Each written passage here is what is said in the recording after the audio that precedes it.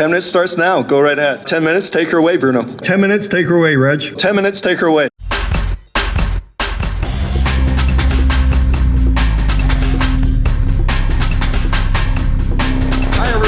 Welcome to DemoCamp14. Sarah Blue's on vacation, trying to become a Bollywood movie star. John Bristow has been banished to Edmonton. We'll do this without them. Great sponsor on board, Sean Abbott from Inovia Capital. If you need some money and you're an entrepreneur, you got something to pitch, go see Sean. First up, Mark Rosenberger, who's demonstrated about a year ago. I think it was the first at one. The first one. It used to be SideFinder, and now it's called Tagle, Tagle.it. It used to be an Outlook plugin, but now it's evolved into much more than that. What are you going to show today, and how can the community help you? Latest version of the product, and the community can help if you guys want to sign up for the beta. We'll be releasing it soon. Test it out, give it a shot. 10 minutes starts now. Go right ahead. Tagle is an information connector. Now, we have lots of information, stuff on our hard drive, but increasingly more and more things are being pushed online. We got Facebook messages, Twitter messages, photo sharing sites, file sharing sites, just a number of things that get pushed online here that we all use, and the problem with that is it becomes extremely fragmented. So if we can't remember where we put something, we have to log into multiple accounts to find it. When we organize something in each application, we have an exclusive set of folders to do that. Outlook has its own folders, Firefox has its own, your files have their own, and again, all that stuff online like Gmail labels. None of these folders talk to each other, so if you want to organize information, you have to do it exclusive to each application that you use. It's really tough to share it, to switch it around between applications. Let me just give you an example of what I mean by that. Putting a photo on Facebook, load up your browser,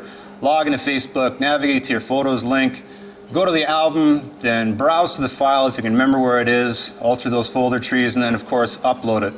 And if you want to do that more than to just one site, you got to do that multi-step process many times. These are the problems that we're trying to solve here with Tagle. One of them is that we're going to connect all this information together so that it can be searched as if it were in one place. Then we're not going to store it anywhere else. We're just going to connect it together in a really large database. We don't have to log in all these different places to find our stuff. The second thing is that we're going to connect all these categories together into one global category set, so I can link a web page to a file, to a Facebook message, all using the same category. So organizing is going to make it a lot easier. And the third thing, probably the coolest part of this demo, is that we're going to be able to share information a lot easier. We got a search window on the right and a sidebar on the left containing all these different categories. Now the search window, you can search for all your stuff together using a number of different fields here. We got description, which is the subject of a message or the name of a file. We have the person from who the message was sent, the date, the path, the folder path, and of course the source of where that information came. Tagle is built on a plugin architecture.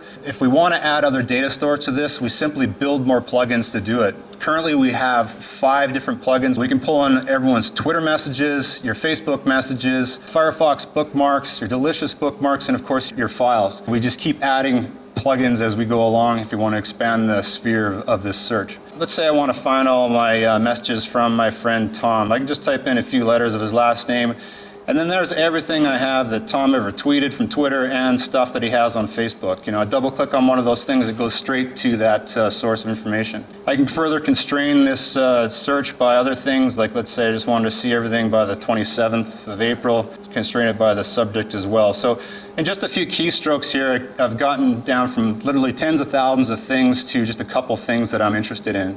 So we can use just basic data search here on the right-hand side, but we can also browse things by categories. And these categories or tags are all the folders that you have in every information store that you got combined. So let's say I wanted to find all the things that are pretty cool. I'll just type in cool, and I have this tag in front of me, and there's a little filter button right here. Click on that, and there's everything that I have that's related to cool. There's delicious bookmarks, Firefox, Twitter, Facebook, files. All this stuff is together in one place, so I don't have to go and log into multiple places and search through multiple folders. It's just one single category. Now people hear tagging and they think, oh wow, it's a lot of work, I got to do a lot of tagging, and that's not so with Tagle. Basically we've combined all those folders that you already have and put those into one global category set. This web page here, let's tag this thing with DemoCamp. All I have to do is search for that tag, and I check this box, and this web page is now tied to this category. You can see here on the sidebar that whatever I select over here in this application is shown here in the selection indicator. The sidebar interacts with whatever application that you're using as if it were a part of that application. It's not really a separate thing. That's cool. I just tagged this web page with DemoCamp. Maybe I want to also link this to photos. So I can go over into Explorer here, select a thumbnail. That's a really good shot there. And I can also use that same tag DemoCamp to link to that photo. Another data source, maybe there's a couple of Facebook messages that I wanted to link to that photo, so I can just start selecting them in Facebook. And you see here in the sidebar, it shows me that I selected these two messages. I can go and tag that with DemoCamp if I want. So now when I filter on DemoCamp, I got all that stuff together in the same view without actually changing the location of it and organizing it right from within those applications. Again, we talked about tagging as something that, maybe that's a lot of work or whatever, but we created this special concept called taglets, which are essentially tags that do something with information. In this case, we can upload photos to Facebook and Flickr with a single click, as opposed to that multi-step process that we talked about before. Select this photo, and it's already tagged with all these different things here. Let's say I want to share this thing with people on Facebook. You see these little special tags here in the sidebar. They have these special icons. These are these photo uploaders. I simply click that checkbox and boom, it's in my Facebook account. I don't have to log in, I don't have to do anything else, it's just gone into my Facebook account. Facebook's one of the places I want to share photos, but what about Flickr? Well, I simply check that box and away it goes. Now that thing's going to probably take a while to upload, so let's just go into a previous picture that I uploaded. The cool thing about Flickr is that it also uses tags, but those tags are mutually exclusive from anything that's on your hard drive. But the nice thing about Tagle is that it drags these tags from Tagle along with it, so I don't have to re-tag that stuff when it gets into Flickr. So if you're a real photo buff and you want to share your stuff on these sites, it makes it a heck of a lot easier. Taglets are not just photo uploaders. You can basically do anything with a taglet, any action that you want to apply to any piece of information. So I can add a couple tags here that are of interest to me. Let's add that DemoCamp tag again. If I want to share this over on Twitter, I simply check this box. It shrinks down that long URL to this, and it also adds that DemoCamp tag. Why add tags to the tweet? Well, it's advantageous and if you want your tweet to be found on Twitter. Now, if I just go and refresh the search here, you'll see this DemoCamp thing that I just uploaded as a tweet. I click on DemoCamp, and now I can see all those things that are related to DemoCamp. That's the advantage of tagging in Twitter. In addition to that, because we have this Twitter plugin, all those tags that you saw there in Twitter are also imported into Tagle. So if I want to see something that's interesting to me, I can just start selecting things in Tagle, and I can see all these tags in the sidebar. I don't actually even have to read my tweets. I can just see something that's really interesting, click on the filter, and there we go. Any interesting applications for music? My music is actually in here if I want to search for it. Creating playlists with tags, pulling in automatically tags of the albums, the artists, and all that other stuff. It's music.tagle.it. Definitely want to do something like that. But right now we're just trying to keep it broad to things like Facebook and Twitter. Can you speak to the browser integration? The Firefox add-on installs as soon as you install Tagle. Monetization. We're building this thing on a plugin architecture, and for example, a file sharing site called Dropio, drop.io. I recently talked to the CEO of that, and it's a really cool service. It allows you to upload all these files into a common drop, invite people to share that drop. You can add notes, you can add email. It's an awesome service, but getting that stuff into Dropio is actually the same thing as getting into Facebook. It's a multi-step process. So what I suggested to him is that we build a Dropio taglet, one click, boom, it's in their account. You can drag all the metadata with it, and that could drive traffic to their premium accounts. He said, yeah, cool, right on, let's do a revenue sharing agreement. So I really want to do a lot of B2B stuff like that. There's a tons of options here for a revenue model. Really, it all depends on users. If you got like a million people that are using it, you could do advertising if you wanted to. You could sell things like these plugins at a buck a piece, like iPhone apps. If I can be a platform on which other people distribute information, that would be a really good revenue source. You share your tag associations with other people? Definitely. So this thing's integrated into Delicious, the online social bookmarking thing where you can share tags with people. Delicious tags are automatically synchronized with your Firefox tags, so anything that I tag in Tagle gets pushed to my Delicious account, which I can then share with other people. And as you've seen in the demo here, I'm sharing my tags with people on Twitter, so I can add value to what people see on Twitter. Windows only at this point? It's Windows only, but a lot of people on Mac have asked me about this, so definitely on the list. All right, thanks. Now seems like a good time to introduce Andrew. Andrew demoed at the February demo camp. He's got something called Guest Reel in the back, akin to the confessional booth that you would see on these reality shows where you get up in front of a camera, sing, swear, whatever you want to do. Give them your feedback about demo camp. So next up we have Bruno. Bruno, I believe you're one of the organizers behind one of the gaming groups in town, aren't you, Bruno? Level Up Society is a nonprofit organization that we started to try and connect indie game developers in the community in the Calgary local area with industry professionals, get Calgary thinking about video games in Calgary. If I'm a second-year student, I'm interested in video games, is this the right group for me? If you want to go register for levelupsociety.com, you connect with guys like Steve Shatford of Games Cafe and other people like John Lamb. Tell us what you're going to be demoing and how the community can help you. The Fabler, basically like YouTube meets Threadless.com for comic books. And we just launched it on Friday in time for the Comic Expo, and I guess I'm just looking for a bit of feedback and potentially some interested investors. 10 minutes, take her away, Bruno. Right now, what you're seeing is a social networking portion of the site where enthusiasts can go take a look at comics from local artists that have uploaded their stuff. The one that you see first and foremost is called Snow Angel. It's by a company called Black Sheep Studios. Graceful enough to upload the first comic on the site. As it stands right now, it's just social networking, so you can go and take a look at comics. We tried to make the user interface as simple as possible because a lot of artists in town or in Montreal and other cities aren't always computer centric. There's two different types of comics. You can view mature comics, you can view non-mature comics. We wanted to make sure that all eyes for a specific material is okay for the viewers. So let's go take a look at Snow Angel here. It's built in a Flash viewer, and we wanted to make sure that because we're dealing with art, specific IP to guys who really love what they do, we wanted to make sure that everything was secure. So we use a database to kind of store all the images. We're using a regular LAMP stack hosted on Amazon's EC2 services. And none of these images, regardless of whether you're using dev tools or whatever, can actually be pulled off of the server. The only way you can get the images, if you really want to make a PDF and torrent the comic, if you screen cap the whole thing. There's supposed to be controls down at the bottom where you can go into full screen and actually take a look at the entire comic so you can read the captions. It might be big enough. This comic is about a girl who's basically the daughter of a drug lord down in Bogota. If you like the comic, you can go down here and you can see rate this comic. I've already rated, so I can't rate again, but you can give it 5 stars or 4 stars or whatever and go ahead and make a comment. So I'm going to make a comment for DemoCamp.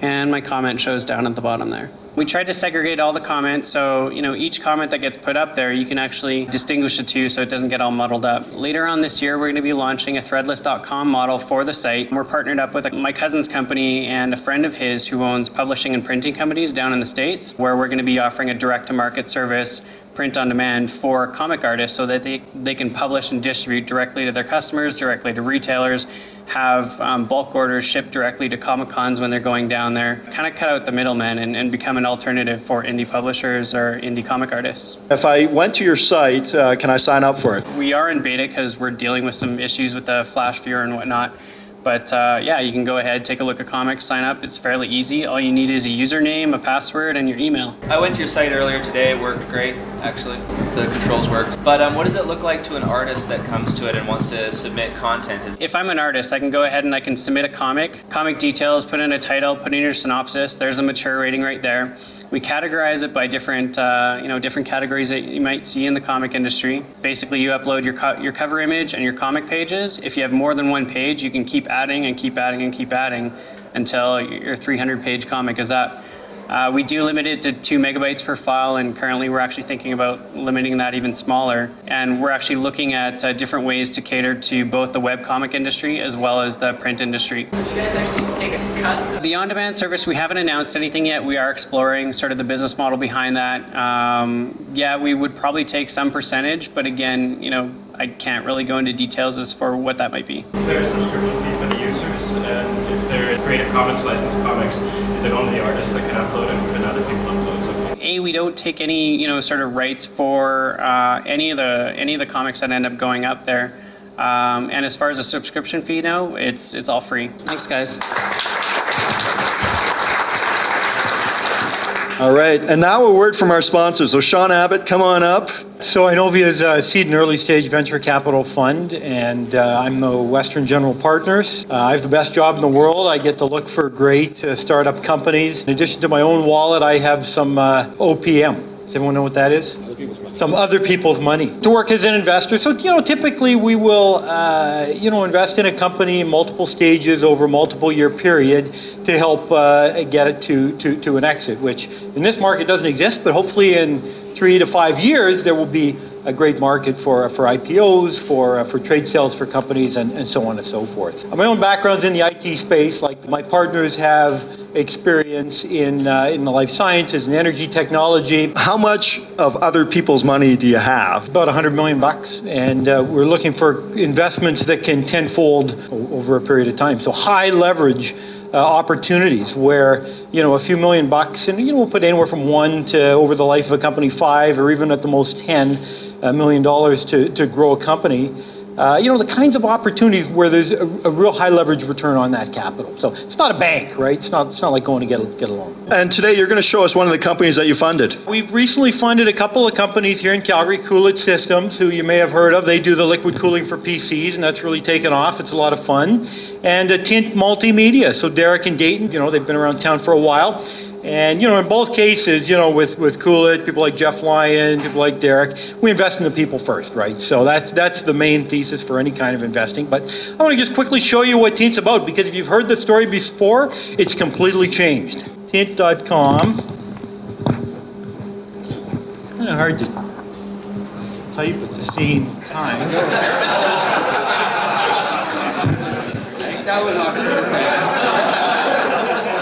You're an online publisher, you're a media company, you're pissed off that everyone's stealing your content, your heavily invested articles, your research, your work, and they're sharing it all over without compensating you. On the other hand, you love the fact that your creative work is getting out there on the web. And frankly, you'd just like a chance to know, where is it going? How is it getting there? You'd like to get credit. You'd like to get people to come back to your site for more. You'd like search engines to notice that content is all yours originally. So Tint isn't about trying to protect the content. It says, hey, information is free. It's going to get out there, but can we keep track of it? This is a lesson that Derek and Dayton, the entrepreneurs, really learned in talking to some early customers. And that's a key point, actually, for any of you entrepreneurs in the audience, is that the true mark of agility is being able to identify changes in market demand as you're building the business. You have to know when to stay focused on your plan and when to adapt. What this is doing is just showing us thumbnails of sites which have incorporated Tint's tracer product. About 9 weeks ago, we threw an alpha out there. Very simple, technically little product, a line of JavaScript that you incorporate into the frame of your site, which then is able to monitor what users are doing on the site. This is just kind of a running total as of today. The tracer product has monitored about 2/3 of a trillion words being copied from sites that have incorporated the product. These are examples. I can, pull up any one. A lot of them, by the way, are now from Vietnam and from China. We don't even have multi-byte support yet. These guys are incorporating it. More than 50 publishers a day are finding this website, incorporating the product, and deploying it live on their websites. No marketing, purely viral. So we've tapped into some kind of a pain. They're not sure what yet, but there's a clear driver behind the adoption. And if I click on it, then of course it goes through to that site. And the text that was originally copied is highlighted to show the context. Everybody knows Tech Vibes, I guess, in this community. Would that be a good example? Now Rob has incorporated Tracer. He was an early adopter. So if I select a paragraph, copy it, lots of social recommendation sites out there. Self-selecting. Only technocrats are going to sign up, install a plugin, or even go to a site like a Dig or Stumble Upon or what have you. So you're only getting a narrow cross-section. The majority of people actually share web content by copy and pasting it. They go to an email and then they paste it in. So they do just what I've just done. You select a couple paragraphs and paste it. Look what happens, however, there's an attribution link added to the bottom of my text. That wasn't in the original. Nothing on this machine, right? Nothing in the browser, no plugin. The fact that you did that from Tech Vibes, it automatically puts the attribution link in. And as Michael's just noticed, there's a tiny URL type link here that can trace it back. So I've sent the email to Mike. He's received the email. More people click on referred content, on shared links, than any other kind of social recommendation. And how often does this happen? Billions of times a day. Most of us do it every single day. So sites being able to monitor this natural user behavior have a 3 orders of magnitude advantage over any community that you're trying to grow for that explicit purpose, because you're watching all user behavior. From the sites we've deployed on so far, which is about 2,000 websites have found Tint and incorporated it as of today, between 1 and 2% incremental traffic, new viewers coming back. Does it actually log anything on the copy event? Yeah, it logs a select as a user engagement event. When you make a copy, it logs that. It logs those on the Tint servers, which is now a cluster of 8 clusters at Amazon Elastic Compute Center and S3. It's like adding a cluster every week. The effective traffic on Tint now is over 150 million page views a month. As of this morning, it's growing at 20% per week. In that Word document, is the user free to remove that attribute? Yeah, it's not copy protection. It's not, invading your machine. Most people are happy to have a useful reference back to the content. I mean, if you want to delete it, of course, it's not going to try and stop you from doing that. Let's go now, though, to the publisher experience. Guy Kawasaki is one of the bloggers that uses this. So here's Guy's dashboard. He can see what people are doing on his site. 9% of the page views resulted in a user engagement action, which means someone copied some text or they selected some text. About 50% of selections turn into a copy, interestingly. You can see those basic stats. You can see a nice little animation of what's happening. Word map there of most popular words. People love to read Guy Kawasaki's stuff, something to do with jobs, LinkedIn, people, companies. Those are the subjects that are most popular. And if you just scan down page by page, most of these sites that will monitor your page traffic don't have any granularity. They can only view page by page. So you can see page by page here, but then you can see on the page which one was the most engaging for users. Out of that, which one generated, how many copies? Do people copy content off? Do they copy it to another blog, whatever? And how much traffic back does he generate? Here's one that kind of stands out. Even though it has relatively few people copying stuff, 88 people copied stuff in the last week, more than half those copies got sent out to a blog or an email or something and then created a link back again. That's a remarkable percentage, over half. What page is that? 10 ways to use LinkedIn to find a job. What search engine terms should Guy be using to drive traffic to his site now? Totally different than when he only knew what pages people were spending most time on, do you see? Because now you're monitoring people's natural user behavior and you can see the flow of content on the internet. Where is your content going? What's being done with it? And when it shows up on other blogs and other sites, search engines are now starting to pick that up as well, so it increases your SEO.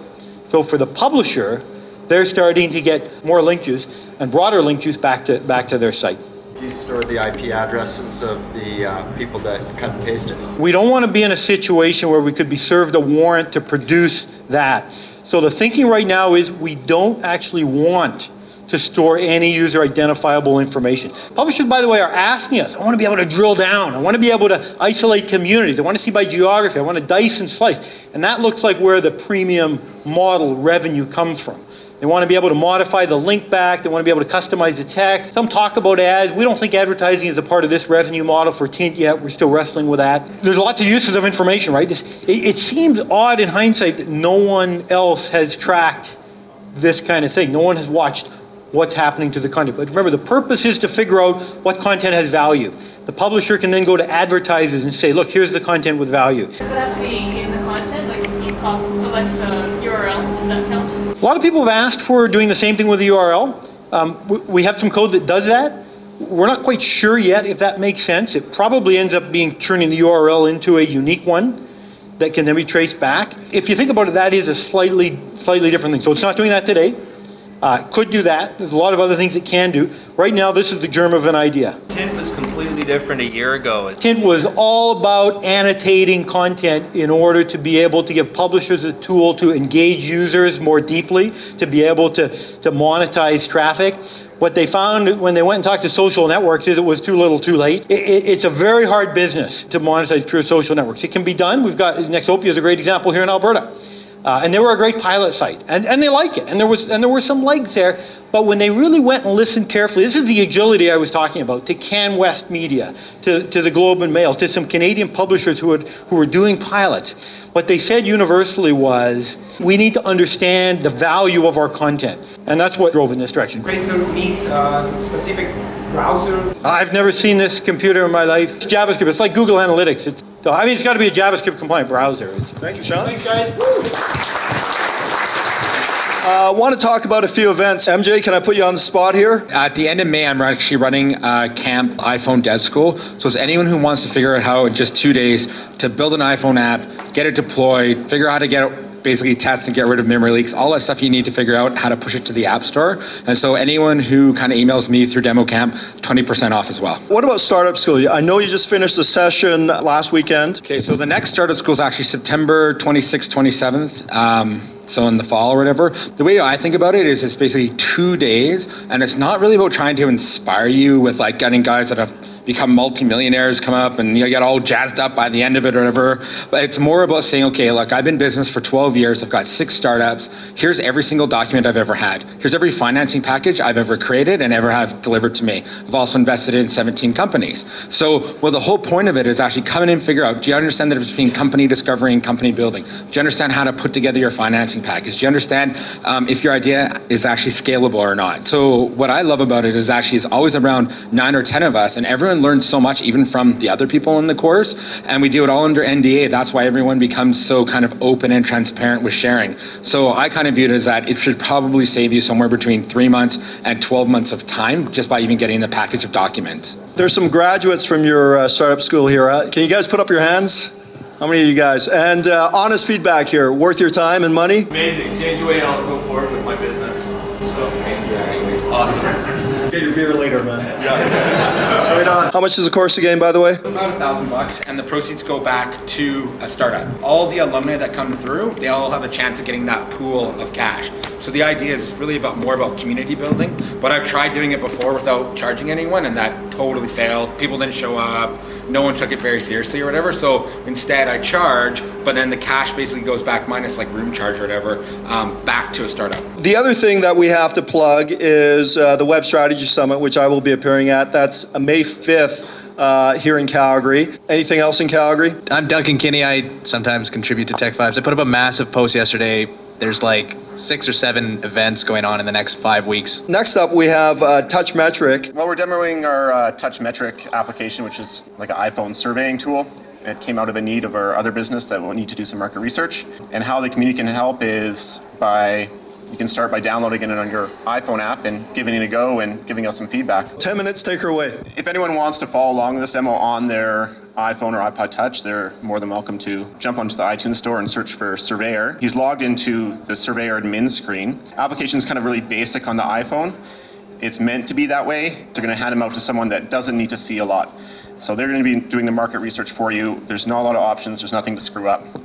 So an administrator will go into the website and create an account, and once they're on the website, they can create a new survey. So here Sean's going to create a new survey called DemoCamp YYC. Super easy to create questions and edit the survey. You just hit a couple buttons and you can make a survey in a matter of minutes that will be pretty in-depth. Various different question types, different multiple choice to choose many, text input, and as the iPhone has special keyboards for web and email, we also have special input boxes for web and email. We'd like to do audio recordings so you can actually interview someone with long answers, because it's really difficult for people that have never used an iPod before to kind of get the touch screen. There's different things like required questions to make sure that they answer them. There's conditionals, there's randomized order of options and all that stuff that you normally see in a survey tool. The devices page will let you add your device. You can have a team of 10 researchers that each have an iPod Touch or an iPhone, and they can all have the same survey on it. So you don't need to update the survey on every single application. They download the application, they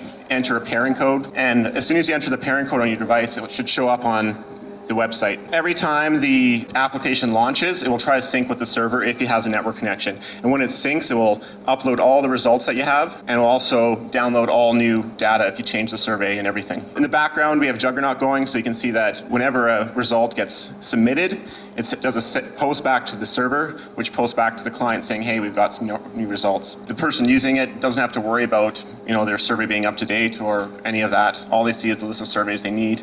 Each of the questions have help in case they get frustrated, don't know what to do. They can just step in the top. There's a little help button. Customize per question. So we do have a default, how do I answer this question? Oh, you hit the input boxes. But if you want to override that with some context-specific help for a question, maybe giving some background or some feedback on that question, then you can enter that there. It will try to get the GPS location. Someone else submitted a result, so you can refresh the page and you'll see some more. Eventually we want to get the reporting to show up live, so as results come in, the graphs will change in real time. You can dive into the question details. We're still working on the formatting of this. So our pricing model's wrapped around that we feel there's value from each question that's responded to. It's in a credit model, so people can buy chunks of credits, like 1,000 credits at a time. As results come in, they can unlock the results. We unlock per response. So if a 5-question survey will cost 5 credits to unlock the full survey or full response. If you buy 500 credits and you have a 10-question survey, you can get about 50 responses. We do export all the data to Excel and CSV, so if you want to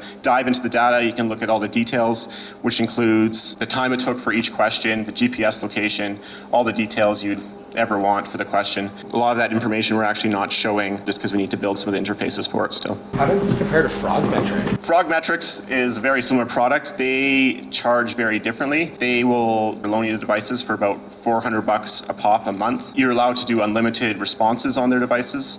They're using Nokia devices with a custom framework, where we're using, we could buy iPod Touch for $200 and off you go. There's no custom stuff you have to do at all. The iPod, iPhone is a device that people are used to, so they know how to use it. Where the Nokia device, custom firmware, it's a device that's harder to replace, you can't just wander down to FutureShop and pick one up. What's the typical use case? We have other people interest for inspections for homes, but so far it's been market research companies who want to send events teams out and do intercept surveys on the street. Other use case would be, I own a restaurant and it's at the till, so when I'm right when I'm paying my bill, I'm sitting around there waiting for my Interact to go through. I can just flip through and submit a feedback survey if I have any comments, that sort of stuff. When you submitted to Apple, did they kind of grill you on what typical survey apps or what your business would be on the back end side? I mean, they're rolling out now with 3.0 a subscription ability. You could sell your points through them, but there's no reason you'd want to do that, I guess. You want to have you want to sell directly to the surveyors, right? Just tell me about that dynamics and the business model influence, if any, that Apple gave you. Apple actually didn't, they disapproved our app a couple times, but it was mostly for little user interface things, like we had the wrong icon. They never really asked us about our business model. One reason we went with the model that we do have is with a free download on the App Store, is we want as many people to try it out as possible. And we didn't really want to give 30% to Apple. Was kind of the thought, right? Our app was launched before they did the 3.0 OS with the subscription model, which I think is an interesting idea because it would definitely simplify the code on our end. What's your adoption like right now? We have some interest from some pretty large market research firms that are giving it a trial run. We haven't done a big marketing push yet. We're still working on getting Internet Explorer working, which has been challenging. Once we have Internet Explorer out, we're planning on a lot bigger push and we'll have a better idea. But without advertising, we have about 55 accounts with people using it already. So we're kind of happy with the results so far. Thank you, guys. You want to introduce this? Yeah, let me just... We drove down from Edmonton today, and so we had a little idea that, we've got 3 and some odd hours to burn as we come down with a little pit stop and what have you. So we figured we'd code something on the way and see if we could build something moderately cool while on the road. So I drove and sort of spec'd out the idea, and these guys coded with Wi-Fi paired into their iPhones. Twit Clipper, we actually did absolutely everything from the moment we got in the car till we got here. So, including making that really ugly logo I did. So, I was doing driving, so I had to contribute something other than code. So I kind of helped with sort of the structure and what have you. So, Twit Clipper is a really simple thing that allows you to clip any piece of a website and send it to your Twitter account. All you do is you highlight the text, hit the bookmarklet. It'll open up a little piece of code, and you then just simply submit it to your Twitter account. Hit tweet, and bang, it's on your Twitter account. We actually did it right too. We're not even asking for your Twitter user ID or password because that's evil and I just refuse to let them do that. So we're actually using their OAuth. And the funny thing was we actually had to download that stuff over the iPhone and install it through some proxies. There was a lot of nastiness because it just wouldn't let us install the gems and what have you. So I'm actually fairly surprised it all works. You can actually edit the tweet before you send it. Tells you the number of characters remaining. And when you hit tweet, it goes straight off to Twitter and away you go. So something simple and fun. It will be available at twitclipper.com. We actually registered the domain and did everything, the whole thing. So I was doing that while driving. So they're coding and I'm using my iPhone to like check domains. We were actually going to put it on eBay so that, if anyone wanted to buy it before we went home, it's for sale. That's awesome work, Reg. How about another hand for these guys?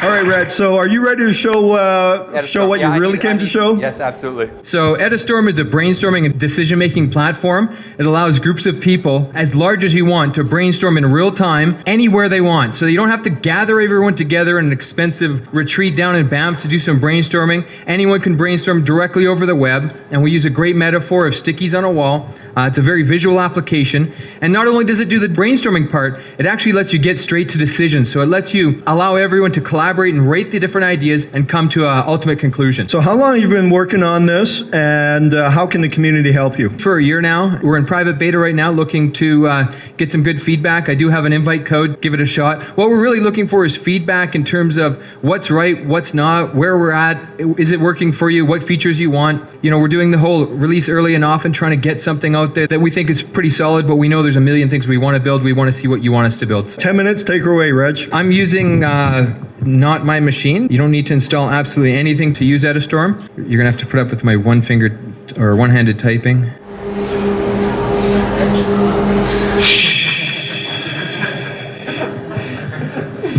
We've got a cake baking demo. So my sister owns a cake baking company, and so we wanted to brainstorm some names for her cake baking company. So what you do is you just go in here and you type the word cake and hit enter, and it just appears on your desktop, and maybe the word sweet. This is an infinite desktop, so you can actually drag these ideas wherever you want and spatially organize them. On the bottom, we've got what's a recommendations panel, and we've built a number of what we call idea bots. So these are brainstorming with us in real time. So the word decadent comes in, so we can just drag that on the desktop. Let's say we don't like any of those ones, we can just hit ignore all. It wipes them from the slate and will bring you a whole new set of them. Right now we have 7 different idea bots, everything from synonyms and antonyms, a whole array of things that are basically searching the web as well. So the green ones are actually ideas that other people have input into this storm. We can just drag them in, and the blue ones are actually ones from our bots. It basically fills up with ideas from your friends first and then fills in with bots. So we'll just hit ignore all on those again. These ideas quickly come to you and allow you to brainstorm them. You can also flip and say, hey, let's look at what Michael's layout looks like. So this is how Michael's laid out his ideas, so we can get a feel for that. You can also multiple select and stack them. So the next piece is you want to go and rate these ideas. It allows you to have multiple rating criteria and allows you to change the rating criteria. So you could have a domain that's fun, or a name that's fun, idea that's fun, creative, what have you.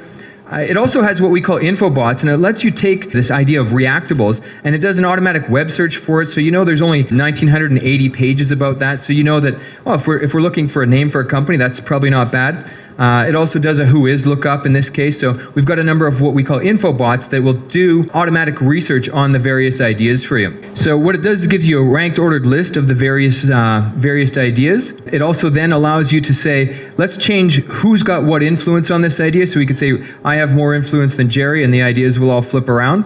If there was multiple success criteria, it would do that there as well. So we also have a different kind of brainstorm, and that's an image brainstorm. It'll actually search stock photography site, search for scissors, for example. So we were looking for our Twit Clipper logo today. You drag the ones you like to the hot, the ones you don't to the cold, and it will bring you more of those that you like and less of those that you don't. We're going to seek out dandelions that are yellow. So all we'll do is we'll cold a couple of the white ones. This is a prototype, so it's not integrated into our web interface. You see this one has some yellow in it, so we're going to make that hot. We're going to click next. You'll see instantly we've got more yellow dandelions and a couple more cold ones. So we'll just hot the yellow ones. And you can see with very few iterations, without you telling you what you're looking for, they're almost all entirely yellow. This actually works very interestingly if we try that one more time. Let's imagine that we're looking for a picture of dandelions and kids. Never done this one before, so hopefully I can get this. Instantly, without you telling it what you're looking for, it's automatically bringing more of what you like and less of what you don't. I've never done that one. I'm going to do that one again. That was pretty slick. That's a bit of sort of the intelligent engine of the bots that we've got behind this that will help you brainstorm without you really doing anything on the front side. We're basically building a brainstorming platform, so it's not just about general ideas or images. It could be domain names, it could be baby names, it could be virtually anything you want to brainstorm. We've got 42 different ideas actually all stored in Edistorm of ways that we can build vertical products for this. Have you considered spinning off the photos aside from the whole brainstorming idea? They don't seem to have much crossover between the two. Absolutely, that's something that I think might make sense. That might be one of the vertical products where we take it out. I also think it's interesting as an integrated product in a design suite, helping designers come up with domain names, brainstorming different logo ideas, coming up with imagery. There's a whole bunch of ways we can play that. Have affinities and begin to change colors and begin to work with it at other levels. We actually do have sort of colors on stickies. And when you're brainstorming, sometimes you've got inspiration and sometimes you've got ideas. There's a difference. So, for example, coming up with a name for a cake baking company, my sister's company is actually now called Sweet Circumstance, but the word sweet and circumstance might be inspiration or words that might get you to a result, but it's not what you would name the company. You would color those a certain color of sticky, but you'd only rate the ones that are possible candidates. Bringing some layers between that is absolutely something that we've got in development for sure. That image portion that you demonstrated, is that looking at meta information on those images, or could I just point that at like a directory of images and do proximity on those? Right now it's using metadata. We're actually intending to build a number of bots to work on that. The one bot we've built works pretty amazingly well there. We're going to do color space, we're going to do shape analysis, we're going to do a number of others, but at its current state, just using the metadata, it's pretty spectacular. Thank you. And one of the things that we didn't get to do when you don't go around the room and introduce yourself is to talk about the individual announcements from the community. So come on up, guys. A bunch of Edmontonians came down to Calgary. DemoCamp Edmonton is May 13th. So May 15th. 15th? Or May 13th, maybe. The Tuesday in that week. Anyways. No, the Wednesday. Come on up. Hi there, I'm Amanda from iStock Photo, which you all know and love. We are doing a usability study, open to anybody of any experience, whether you like computers, which I assume you do, or you don't, or you know microstock, whatever. We'd love to have you out. It's going to be on May 20th.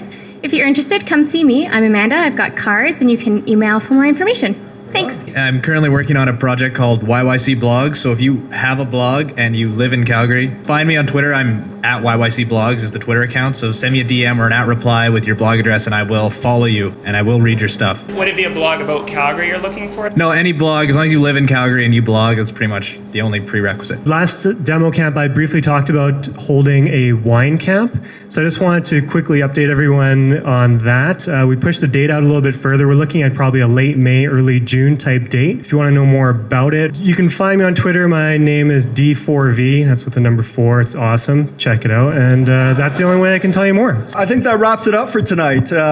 Thank you everyone for coming out. Reminder of the confessional booth in the back. Tell all your deepest, darkest secrets and feedback on DemoCamp with Andrew back there. And once again, I want to thank Sean Abbott and Inovia for sponsoring tonight. You're going to see the food coming out here once again. So thank you. DemoCamp is amazing because you get to meet and greet with everyone that's in the industry, and I think that's so important. Get part of the community, get your name out there, find out what other people are doing, and get involved. I was a little nervous demoing at DemoCamp, but I think all in all it went well. Patrick gave me some really good advice, and I got some good feedback from the crowd, and I guess we're going to see where it goes.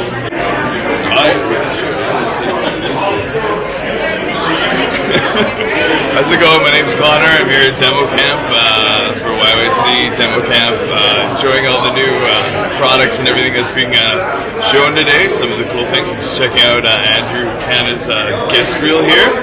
How it works. Great products, good for weddings, and I guess it's good snacks. Another great demo camp. Really appreciate the guys from Edmonton coming down. Enjoyed all the presentations. I love the little marketing app and a couple of the other ones too. But great night. Thanks for everyone who presented. Hey, hello from DemoCamp. Trying out guest reel. This sounds really cool, and looking forward to seeing more of it. Ryan here, DemoCamp Calgary. I must say that I think the most potential of the night definitely came from the tiny goat farm. They had some really innovative animated GIF stuff on their website that seemed pretty cool. But now I'm here trying out this little video kiosk thing. I can definitely see some potential for this for the conference market and live events, getting feedback for promotional videos on the tail end and all that good stuff. So I'm just trying it out. Hello, I'm Tice. Thanks for hosting DemoCamp Calgary. It was a fun time coming down. And I hope everyone from Calgary comes up to the Edmonton DemoCamp and sees what a real demo camp's like. About 3 times as many people, and it's a great time. So, it's great to meet all these great areas. So you want to be honest to a certain degree. You want to say that really when we come to demo camp, we're secretly fail whores, and we're looking for epic fail. And it doesn't always happen, but when it does, it's beautiful. The rest of the time, it's kind of okay to be exposed to new apps at the same time. But that's kind of the reason I go to any conference, is for the fail. Hey guys, thanks for everyone who left a message on Guest Reel. I really appreciate the feedback and the user response from you guys. I also want to just throw up, I thought the guys from Edmonton were great with Touch Metrics and their Surveyor app. I thought that was a great app that they've got going, as well as their little 3-hour app that they made, Twit Clipper. Looking forward to see that tonight or tomorrow morning once the DNS resolves. So great work guys, really appreciate it. And the other demos, you guys were great too. And looking forward to the next one. See you guys later. I know why John's not here. He's on the run from the law.